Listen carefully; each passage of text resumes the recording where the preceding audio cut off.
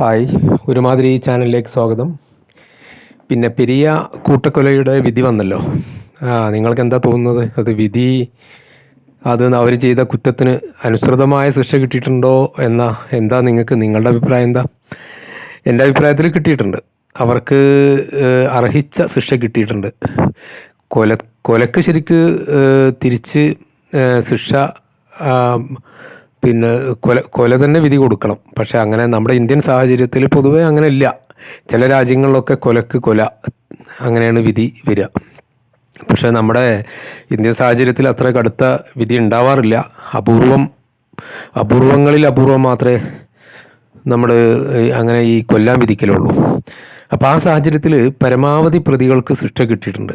പിന്നെ അതുമല്ല, അറിയപ്പെട്ട പ്രമുഖരായ പ്രതികൾക്കും കിട്ടിയിട്ടുണ്ട്. അപ്പോൾ നമുക്കതിൽ ഒരു പരിധിവരെ സമാധാനിക്കാം. പക്ഷേ ഇതിൽ നിന്നൊക്കെ നമ്മൾ മനസ്സിലാക്കേണ്ട ഒരു കാര്യം, ഈ രാഷ്ട്രീയ കൊലപാതകം ഇപ്പോൾ കേരളത്തിൽ രാഷ്ട്രീയ കൊലപാതകം കൂടുതൽ സംഭവിക്കുന്നത് കണ്ണൂരിലാണ്, അല്ലേ? കേരളത്തിൽ ഏറ്റവും കൂടുതൽ രാഷ്ട്രീയ കൊലപാതകം നടക്കുന്നത് കണ്ണൂർ കേന്ദ്രീകരിച്ച. അപ്പോൾ നമ്മളതിനെ വിലയിരുത്തും എങ്ങനെ? അത് CPM-ൻ്റെ ഒരു അക്രമവാസന കൊണ്ടാണ്, CPM-ൻ്റെ വിളയാട്ടമാണ്, അക്രമ രാഷ്ട്രീയം എന്നൊക്കെ നമ്മൾ ചിന്തിക്കും. അങ്ങനെയൊക്കെ ചിന്തിക്കുക, അതൊന്നും തെറ്റായ കാര്യമില്ല. പക്ഷേ അതൊന്നുമല്ല അതിൻ്റെ പിന്നിലെ കാര്യം. CPM-ന് അപ്രമാദിത്വമുള്ള മൃഗീയ സ്വാധീനമുള്ള ഏരിയകൾ അല്ലെങ്കിൽ ജില്ലകളൊക്കെ വേറെയും കേരളത്തിലുണ്ട്. പക്ഷെ അവിടെ ഒന്നും അത് സംഭവിക്കുന്നില്ല. ശരിക്കും കണ്ണൂരിൻ്റെ രാഷ്ട്രീയ ചരിത്രം പരിശോധിക്കുമ്പോൾ നമുക്ക് മനസ്സിലാകുന്നൊരു കാര്യം, ഈ രാഷ്ട്രീയ കൊലപാതകം കണ്ണൂർ കേന്ദ്രീകരിച്ച് നിൽക്കുന്നത് ഇന്ന് കാണുന്ന ഈ കക്ഷി രാഷ്ട്രീയത്തിൻ്റെ ബലത്തിലല്ല. അതിന് ഒരുപാട് നൂറ്റാണ്ടുകളുടെ ചരിത്രം അതിൻ്റെ പിന്നിലുണ്ട്. കണ്ണൂർ എന്ന് പറയുന്നത് പഴയ കാലത്തും ഇങ്ങനെ തന്നെയായിരുന്നു. അതിപ്പോൾ നമ്മൾ രാജ്യം സ്വതന്ത്രമായി രാഷ്ട്രീയ സംവിധാനത്തിലേക്ക് വന്നു, രാഷ്ട്രീയ രീതിയിൽ രാഷ്ട്രീയ കക്ഷികളുടെ ഭരണം വന്നു. അപ്പോൾ നമ്മളതിന് രാഷ്ട്രീയ മാനം കാണുകയാണ്. പക്ഷെ അതല്ല. നമ്മളൊക്കെ ഹിസ്റ്ററിയിൽ പഠിച്ച ഒരു കാര്യമുണ്ട്, സാമൂഹ്യ ശാസ്ത്രത്തിൽ നമ്മളൊക്കെ സ്കൂളിൽ പഠിച്ച ഒരു കാര്യമുണ്ട്, ചേകവർ കൗരവർ. നിങ്ങൾ കേട്ടിട്ടുണ്ടാവും. ചേകവരും കൗരവരും അവർ ബദ്ധശത്രുക്കളാണ്. അവരെക്കാലത്തും ശത്രുക്കളാണ്. അവർ സമാധാനത്തോടെ ജീവിച്ച ഒരു കാലഘട്ടം ഇല്ല. അവരെക്കാലത്തും ശത്രുക്കളാണ്.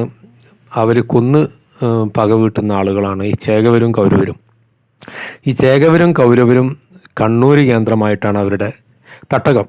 ചേകവരും കൗരവരൊക്കെ കണ്ണൂരാണ് ആ ചരിത്രം. അപ്പോൾ ആ കാലഘട്ടത്തിലെ അവരങ്ങനെ ചേകവർ കൗരവർ അത് കാലഘട്ടങ്ങളിലും അങ്ങനെ കടന്നു വരികയാണ്. അപ്പോൾ അതിന് നമ്മൾ ഓരോ കാലഘട്ടത്തിൽ അതിനൊരു പേര്, അതിനൊരു മാനം വരും എന്നുള്ളതേ ഉള്ളൂ. ഇക്കാലത്ത് അതിനൊരു രാഷ്ട്രീയ മാനം വന്നു. രാഷ്ട്രീയത്തിന് പ്രസക്തിയുള്ള കാലഘട്ടമാണ്. ഒരു രാജ്യം സ്വതന്ത്രമായതിനു ശേഷം നമ്മുടെ സംഘങ്ങളും ഭരണ രീതികളും ഭരണകൂടങ്ങളൊക്കെ രാഷ്ട്രീയമായി മാറി. അപ്പോൾ രാജഭരണകാലത്ത് ആ ഒരു രീതിയിലായിരുന്നു. ഇപ്പോൾ അത് ഈ രീതിയിലാണ് സംഭവിക്കുന്നത് മാത്രം. അപ്പോൾ ചുരുക്കി പറഞ്ഞാൽ ചേകവർ കൗരവർ എന്ന് നമ്മൾ സോഷ്യലിൽ പഠിച്ച ഈ രണ്ട് വിഭാഗം, അവർ കണ്ണൂർ ആണ് അവരുടെ തട്ടകം. അവരെക്കാലത്തും ശത്രുക്കളായിരുന്നു. ആ ചേകവരും കൗരവരുടെ ഇന്നത്തെ രൂപമാണ് അവിടെ കാണുന്നത്. അതിന് നമുക്ക് CPM എന്നോ RSS എന്നോ ഒക്കെ നമുക്ക് രണ്ട് പേരിട്ട് ഇപ്പോൾ വിളിക്കാം, അത്രയേ ഉള്ളൂ. അങ്ങനെയൊന്നും വിളിക്കേണ്ട കാര്യമില്ല. പഴയകാല ചേകവരും കൗരവരും അവർ എക്കാലത്തും സംഘടന ഉണ്ടാക്കിക്കൊണ്ടിരിക്കും. അത് ഇനിയും തുടരും എന്നാണ് എൻ്റെ വിശ്വാസം. മനസ്സിലായില്ലേ? ആ ഒരു പാരമ്പര്യമാണ് അവിടെ നടക്കുന്നത്. അത് കാലഘട്ടത്തിനനുസരിച്ച് നമുക്ക് അതിന് രാഷ്ട്രീയപരമായ മാനവും രാഷ്ട്രീയപരമായ പേരും കൊടുക്കാം, അത്രയേ ഉള്ളൂ. ഒരു വിഭാഗത്തെ ചേകവരെന്നും മറ്റൊരു വിഭാഗത്തെ കൗരവരെന്നും വിളിക്കാം. അപ്പോൾ അങ്ങനെ നമുക്ക് മനസ്സിലാക്കണം ആ ചരിത്രത്തെ. അപ്പോൾ അതിന് രാഷ്ട്രീയമാനം സാന്ദർഭികമായിട്ട് കൽപ്പിക്കാം. പക്ഷേ അതിൻ്റെ ചരിത്രത്തിൻ്റെ പിന്നാമ്പുറം ഇതാണ്. നമ്മൾ ഒക്കെ സ്കൂൾ സാമൂഹ്യ പാഠത്തിൽ പഠിച്ച ചേകവരും കൗരവരുമാണ് കണ്ണൂർ സംഘട്ടനത്തിലെ രണ്ട് കക്ഷികൾ. അത് എക്കാലത്തും ഉണ്ടാകും, ഇതുവരെ ഉണ്ടായിട്ടുണ്ട്. അത് കേരളത്തിൻ്റെ മറ്റ് ഭാഗങ്ങളിലേക്ക് അതൊരു ഭീഷണിയല്ല.